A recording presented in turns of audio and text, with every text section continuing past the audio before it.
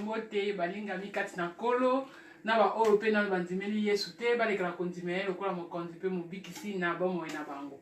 Bongo ngai nazali mama Sylvie Mat, mama oyo bolandaka, mama oyo bolingaka mingi, mama oyo asalaka émission exhortation avec sœur Sylvie Matabisi. Bongo lelo lisusu nzamba tie katikati na nga na ya kolendisa lisusu bana na nzambe to pe kotatola lisusu monene na nzambe na oyo asalaka kati na biso. Alors c'est pas bon que l'homme soit seul à laquelle qui biso libal. Bon, talobi lisusu ete dans ma maison il y aura ni femme qui avorte ni femme stérile à laquelle biso lisusu bana pour alobi ete bana nde bazali héritage na biso. Donc asali pena mabota nzamba lingaki pena tozalaka na kati ya mabota.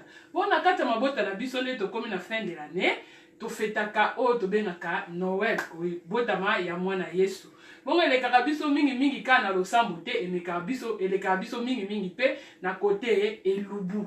Bongo émission ya lelo 2019 otokobanda nzamba teli susu kati na ngai ete toleka na kosala émission kombo nango to solo la mabota to pe mabota na biso. Émission wana kombo nango ekozala mabota na biso. Bongo mabota na biso ezali émission oyo ekokambama na mama Sylvie Mat ngai eyo po nzamba lobi ete atie kati na biso donc atie pe kati na biso talent. Bongo donc ezali côté spirituel ya mwana mama Sylvie bomo na kasala ka émission exhortation avec sœur Sylvie Matabisi. Bongo côté talent nde sika oyo nzambe asili ko fongola ngai lisusu ete na leka na kosala émission kombo mabota na biso. Bongo na kati ya mabota na biso tozana basili ebele. Na kati ya mabota tokosolola oyo tali mabota ndenge ni ezali kotambola. Na kati na mabota na biso tokosolola comment ko préparer bilenge na biso pe pona mabala po bibelo bi tokopesa kako tozali na yango atake mama na kati na communauté atake molinga mikati na nkolo to leka lisusu na kotombola oyo ezali ba famille na biso na lolenge oyo yango mama Sylvie Matalobi Merry Christmas and then Happy New Year na balinga minyonso. Mais lelo na ena eloko moko ya malamu lisusu oyo na senga ki penza na sala moi shortcut oyo pona kotalisa balinga minyonso na fete oyo tosalaka to preparaka elubu na biso ezalaka mingi tosalaka dendo pe tosalaka smoke ham na ebite ham batu basalaka na bololenge ebele to preparaka ngo na bololenge ebele kasi lelo oyo mama Sylvie Mata ekolakisa oyo ezali ham na biso oyo nasombaki déjà am désormais que na tie déjà na mai eza am oyo sombi otiango kaka na nzungu boye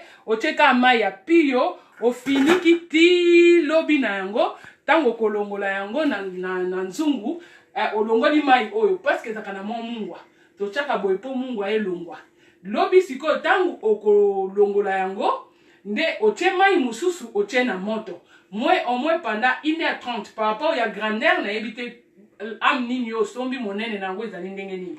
Bongo tango kotokisa yango pendant neti ya ngai na size oyo normalement na kotokisa yango pendant 1h30.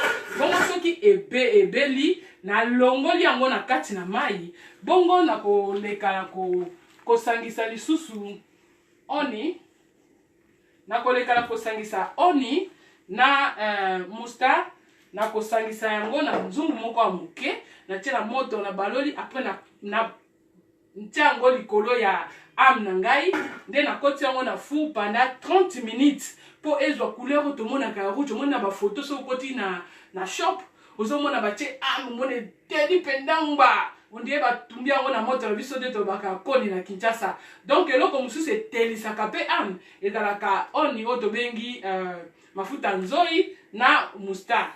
Ok, lelo sikoyo lisusu na kokende na ko préparer oyo ezali ko saisonner dendo na biso. Repas oyo ko saisonner oyo eza na kopo moko ya nona taza Irish, aza irlandaise, yende muta la kisinga lobi mama Sylvie ko préparer dendo ko préparer ndenge nini biso to préparer dendo na balolenge belé to ebindele to saisonna kango nde ala kisinga saisonnement ya mukie yango na lobi tika ete na leka ko lakisa ngo pe na balinga mingi to yeba to kokipe ko saisonner dendo na biloko mingi te mone lubu ya bakoko to lubu ya ba mama nikolo ezaka pe elengi na komeka yango na bina mekanga moko te na mekango elongo na biso nyonso de na sombaki déjà dendo nanga ngoyo na sokola ki yango dendo na nga yango yo na sokola ki yango nyonso yango yo pusana koto yaya. Alors na kati ya dendo nasombaki smoke bacon. Eza smoke bacon ezali pona mungwa na yango po dendo akotaka penda mungwa penda te. Bongo nasombaki dendo smoke na kosokola yango pusana na kosokola yango mwa muke pona mwa ze yelongwa mais nazali na besoin na yango po na kotia na kati ya dendo. Bongo biloko eza na kati na dendo eza oyo sima na ye oyo kingo na ye natiaki pembeni. Dendo na nga aza deja na singa na ye.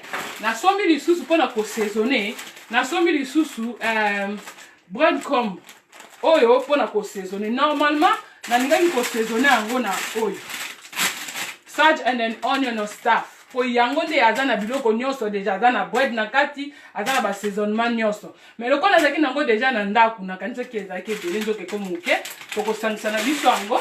Mais normalement nalingaki nasalaka oyo natindaki mwana ndaki mesomba olasomba oyo asombeli nga oyo ya sans saisonnement.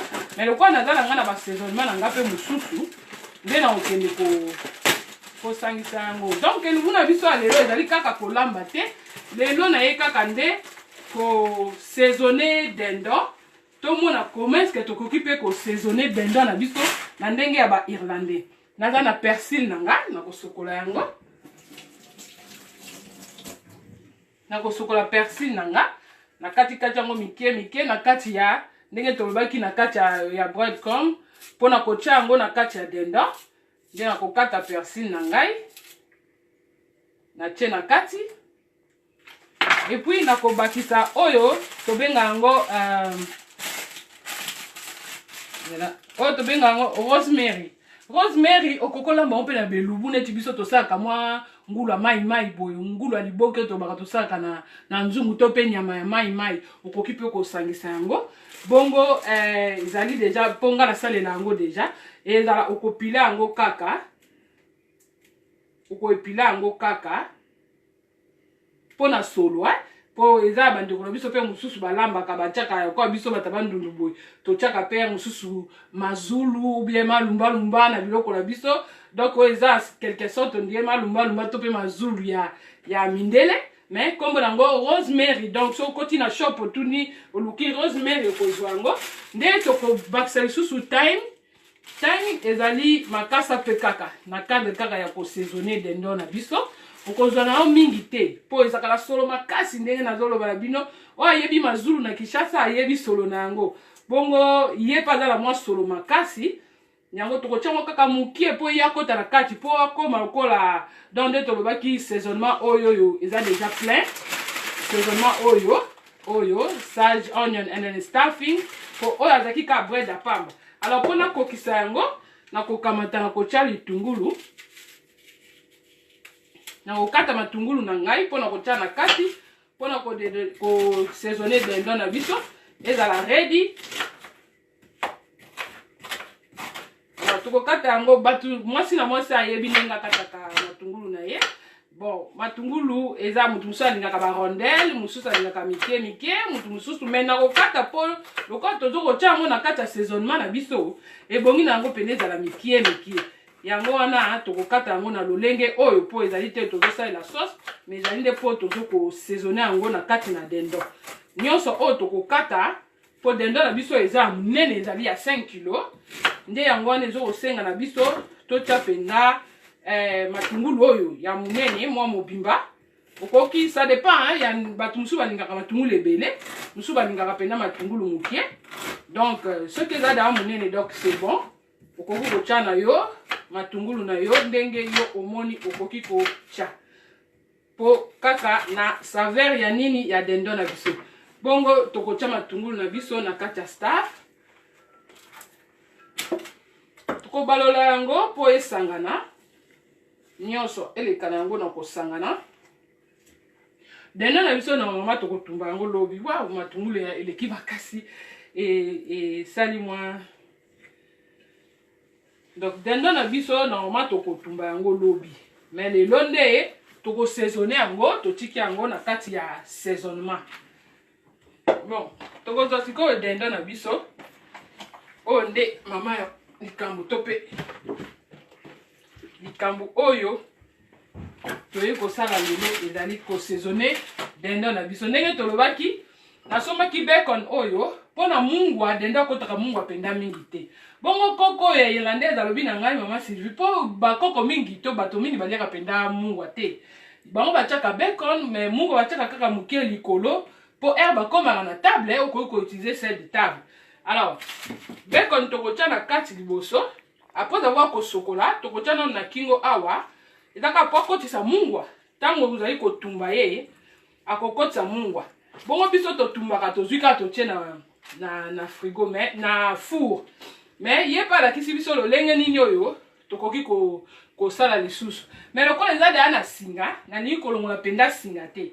Na ni ko garder singa ya dendo nanga po eko servir ngai na tango na kotumba ngo po epanzana te. Ndena ko fongola kaka na sima po na kokotsa dendo na ngai bacon nanga po lekala kopesa mungwa na kati ya dendo na biso. Tokokotsa yango. Tokotsa yango malamu penza o make sure ke ye penda akoti penda. Akoti penda ti na kati. Motokotika mwandambo okawu na likolo awawa ekoti penda te. Nde tokozwa kombe bread na biso tokokotsa yango.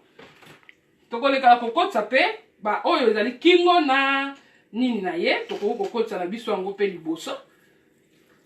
Tokoti eka na kati po azali ça dépend ya munene ya oyo yo ozwi. Oyo ezali 5 kg nde tokozwa sikoyo staff na biso oyo yo toutai kosala kokotsa yango. Normalement okoki kotia yango osangisi pene eloko mususu mais ngai na landi ndenge koko oyo alobi na ngai ndenge nini okoki ko saisonner ndenge nini okoki kosala nde yango omoni na tiaki liboso nini na tiaki liboso oyo ezali bacon pona mungwa.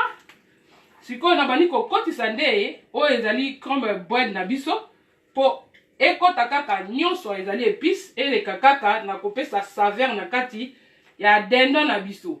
Bongo soki tokotaki bacon ezali pona mungwa ekota bien na kati. Tokoleka kokota penda moningami ke to make sure penda ke koti. Ok, tozali na pota penda ko sisa yango te ebongi kaka to senti ke le bumna e ekoti. Alors toza bato kokota makolo.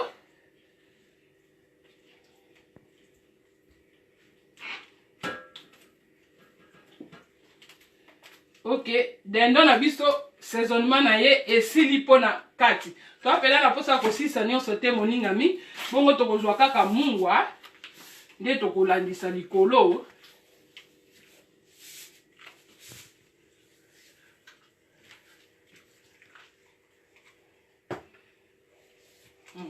Saisonnement oyo biso nyonso toyebi yango eyali saisonnement ba misusu pe ba salelaka yango na makambo ebele okokozwa yango na Lidl partout na Tesco dans store ezaka pona kosangisa ko saisonner oyo ezali dendo na biso akota penza mungwa kitoko malamu. Bongo tokoleka ko balola ye. Umoni ti tokotisi awa azali ya kokangama penza. Ye penda azali ya kokangama. Totala penda soki tokokotisa susu. Mwa kombe na biso. Po azali penda munene pe mususu tokoki kobakisa soki tomoni ekoki kaka te. Tokoki kobakisa. Nde boye.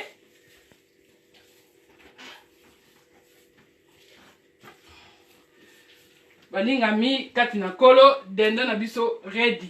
Donc dendo na biso akoki na nyonso oyo ekokaki na biso kosala. Bongo lobi tango kolinga kotumba ozwi beurre otie na kati awa. Po biso tozaka so to saisonner bo totiaka mafuta.